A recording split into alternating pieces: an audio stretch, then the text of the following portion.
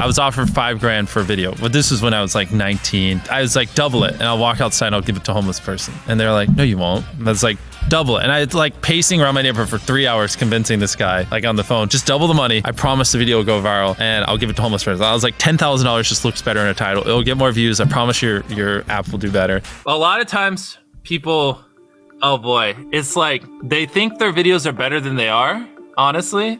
And tell them, Jimmy, tell them. I mean, they do that, and they have horrible friend groups because you really are like the type of YouTubers you hang around. It's getting people with the right YouTuber friend group that aren't pussies and will actually tell them when their content's bad and like actually roast it and help them get better in a nice, positive way. Basically what I did was I've somehow found these other like 4 lunatics. 3 of us were college dropouts. One was a high school dropout, and one, I don't know, he just like quit his job. We all were super small YouTubers, and we basically talked every day for 1,000 days in a row and did nothing but just like hyper study, like what makes a good video, what makes a good thumbnail, what's good pacing, like how to go viral. We would just get on Skype every morning, and like some days like I'd get on Skype at 7 a.m. and I'd be in the call until like 10 p.m. and then I'd go to bed, I'd wake up and I'd do it again. We'd do things like take 1,000 thumbnails and see if like there's a correlation to the brightness of the thumbnail to how many views it got. Imagine a world where it's just you working solo and you work 12 hours a day every day for like a year. And you're just grinding, you make a mistake, you learn from it, you grind, you make a mistake, you learn from it, and you do that for like a year. And then imagine a different world where you have 4 friends who are also equally grinding in something similar. Friend number 1 makes a mistake on Friday, he teaches the other 4 people. Friend number 2 makes a mistake the next week, teaches everyone. And then like you're all learning from each other's mistakes. You're all constantly studying 24/7 and downloading each other. Like after a year, you're like 2 years ahead of the guy who was just solo. Do you frequently go that far out of your way to capture the thumbnail? Yeah, I mean, of course, everyone should. If people don't click, they don't watch. So you want to give them something to click. Something a lot of people forget is like unsuggested on phones, thumbnails are really fucking small. So like people are editing thumbnails full blown on their computer. And when you shrink it down, you can't see. We try to all around be above the rest. Anyone can clickbait, but do you actually like deliver on it? We say we put 100 million Orbeez in the backyard, we put 100 million Orbeez in the backyard. Your title and thumbnail set expectations. Like what you're saying is like, I like bananas. And what you need is bananas are the best goddamn food on the planet. Like that's the type of opinion you need. Like you need something like how to get 100 million views on YouTube, or not even that, that's not strong enough. You need something that makes people go, what the fuck? What the fuck did he say in that video? What the fuck? I need to know. At the very beginning of the video, to minimize drop-off, you want to assure them that those expectations are being met. If you're putting 1 million Orbeez in a pool, don't start the video with you shopping for, you know, your mom's birthday present. At the beginning of the video, just say, this is 100 million Orbeez. We're gonna fill this pool and this entire backyard with them. Match the expectations, and then you want to exceed them. So you want to assure people that what they clicked on is what they're getting, and then blow their mind and be like, but you're also getting even more. Anytime you say the word algorithm, just replace it with audience. The algorithm didn't like that video? No, the audience didn't like that video. If I wasn't retaining a viewer, just would it make sense for you to promote it? Why would you promote a 10-minute video that people watch on average a minute and a half? I mean, every video, even the stupid ones, I learned something, you know, and that's something I try to make a very big point of, is like, no matter how bad we mess up, like we sometimes have videos that have horrible retention. It's just like, as long as you learn from it, it's not the end of the world. Every YouTuber says it. It's like, no one will ever be able to replicate my style. I gotta edit it. But newsflash, someone can. It's actually not as difficult as you think. It was good that I got a really strong foundation on how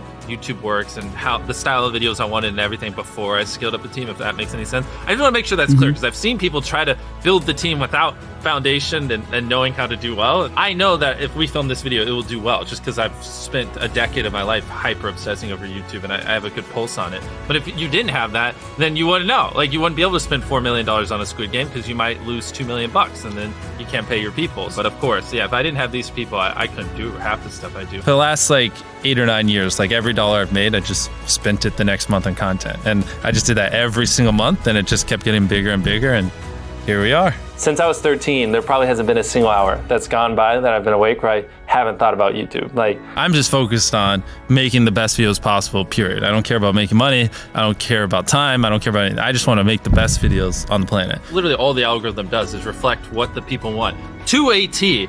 And if you deny that, you just make terrible videos and are trying to find a scapegoat. We do our videos in other languages as well. If you Google it, it's like only, whatever, less than 10% of the world speaks English. So 90% of the world can't even enjoy your content. And when I realized that, I was like, wait a minute, 90% of the world can't even watch this stuff. Like, we just started doing this like 6 months ago, and it's crazy like how viral some of these videos are going. 51 million. In Spanish, the guy who does my dubs is the same guy who dubbed Spider-Man. We managed to convince him. So a lot of those comments are like, why does he sound like Spider-Man? Or is MrBeast Spider-Man? To me, what's important is click-through rate, getting people to click on your video, and then average view duration, average view percentage, or just relative retention, and having them watch it. A lot of creators think click-through rate is just like the title and thumbnail and did they click it, but a lot of it too is, did they enjoy your last video? Because if someone watches a video of yours and they loved it, you can bet the next time you're recommended, their chance of clicking is a lot higher. Sometimes we're filming for 3 or 4 days, like 10 hours a day, 30, 40 hours of filming plus months of setup, whereas most creators probably film for a couple hours and set up for a day. Outside of just filming, we brainstorm video ideas, relentlessly, hours every day. By always doing all those things, it just distinctively sets it so far apart that it's basically, in my head, it's like, why would you not watch it? Viewers aren't stupid. They can tell when you half ASS, I don't know if I'm allowed to curse, a video, or if you really put in effort. And if they can tell you're putting in a lot of effort, they're gonna be more likely to click on future videos. And that snowballs. And because once you build that trust, they get to a point where it doesn't matter what you upload. They just know it's high effort and they just know it's great. And they're just conditioned just to watch because you have a good track record. And so with filming, it's just trying to make sure we're doing everything we can, no matter how expensive it is, no matter how much time it takes, to make the best video possible. A lot of people, if they gave away 100 grand, they would make a huge deal about it. But sometimes we're just like, yeah, here's 100 grand. Thanks for watching, bye. Doing it that way makes it more fun and just more interesting. So I like to keep a little bit of it mysterious because I think that's what people enjoy. A lot of people aren't willing to put in 10 hours days because they don't like what they're doing. So it's finding what they enjoy, because it is like a long grind. You're doing this for years, not months. So if you don't enjoy it, then you're gonna burn out. I just had the blessing of finding what I loved at a young age. So because to get to this level, it takes, a decade. Most people don't find what they love till their young 20s. So they'd be where I'm at in their 30s. Yeah. I just lucked out and found it when I was really young. Living your life chasing a nicer car and a bigger and bigger box to live in is kind of a dumb way to go about life. I actually, funny enough, I lived in a super below average home. And I kind of learned why famous people don't live in below average homes, because someone broke in, stole everything I owned. So I had to get a little nicer house for security reasons. But before I was robbed, my place is a little duplex, $700 a month. You get a roommate's $360 split. People think just because you go for views means you can't have fun, but you can pull views and you can have fun, which is what we purposely try to do. If you're not doing something that's just inherently fun to you, you're just quit. Just give up. You gotta at least semi-enjoy what you're doing, or you're gonna quit long before it gets to the point where it brings in money or whatever else could be driving you. So find what you love, and then I would just hyper obsess. Make sure no one doing what you're doing is doing it better. Make sure the videos are as good as possible. You can be motivated by more than one thing. I'm motivated because I want to support my mom and my family. I'm motivated because I want to employ my friends and help them. I'm motivated because I want to help other people. I'm motivated because I want to be a YouTuber. I feel like that's another misconception. You can have lots of things that drive you. Absolutely. Yeah. Absolutely. So there's just tons of stuff that drive me.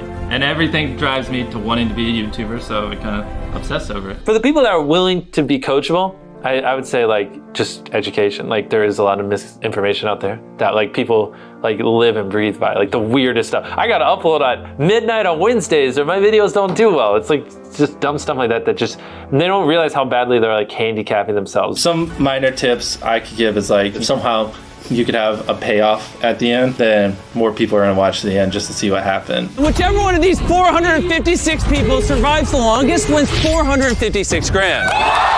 Cut out all dull moments, try not to over-explain things. If a camera just sits on me and I'm just talking for 20 seconds, it doesn't hold retention as well as, maybe me talking and other footage popping up. It's much easier to get 5 million views on one video than 50,000 views on 100 videos. It takes way less effort to get 5 million views on one video. Back then, which I think small YouTubers should do, is I would reply to every single comment. And so I think a few people caught on that I would always reply. And so some people would just be like, I wonder how long it'll take for him to reply. So that was a lot of my comments when I was smaller, but at least it kept him coming back. In your analytics, and most of you probably know this, audience retention. You can see where people click off.